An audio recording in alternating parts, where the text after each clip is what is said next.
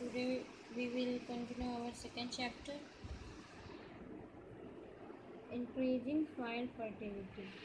मिट्टी की उर्वरता में वृद्धि. Some bacteria are able to fix nitrogen from the atmosphere to enrich soil with nitrogen and increase its fertility. These microbes are commonly called biological nitrogen fixers. कुछ जीवाणु एवं नीले हरे शैवाल वायुमंडलीय नाइट्रोजन का स्थिरीकरण कर सकते हैं. इस प्रकार मृदा में नाइट्रोजन का संवर्धन होता है तथा उसकी उर्वरता में मीन्स फर्टिलिटी में वृद्धि होती है और उन्हें समानतः नाइट्रोजन स्थिरीकरण कहते हैं, नाइट्रोजन फिक्सर कहते हैं, biological nitrogen fixer.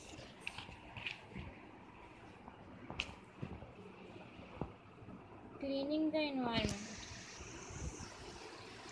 Bhujan Paheli had observed the school gardener making manure along with their friends. They collected waste of plant, vegetables and fruits from nearby house and garden. They put them in a pit meant for waste disposal. After some time it decomposed and got converted to manure. Bhujo and Paheli want to know how this had happened. अपने विद्यालय के माली को देखने के पश्चात पहेली और बूझो और दूसरे विद्यार्थियों ने घरों व बगीचे से पत्तियों एवं फल सब्जियों का कचरा एकत्र करके उसके निपटान के लिए बनाए गए गड्ढे में डाला. कुछ समय बाद इसका क्या डिकम्पोज होने से यह खाद में परिवर्तित हो गया.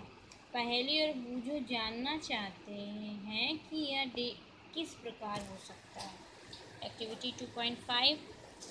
Take 2 pots and fill each of half with soil. Mark them A and B. Put plant waste in pot and things like polythene bags, empty glass bottles and broken plastic toy in pot. B. Put the pots aside. Observe them after 3 or 4 weeks. 2 गमले लेकर प्रत्येक को मिट्टी से आधा भर दीजिए.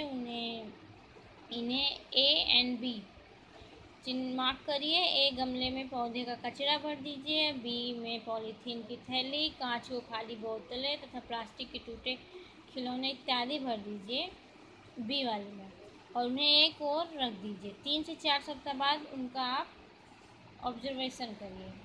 Do you find any differences in the contents of 2 pots? If so, what is the difference? You will find that plant waste in pot has been decomposed. How did this happen? The plant waste has been converted into manure by the action of microbes. The nutrients released in the process can be used by the plants again.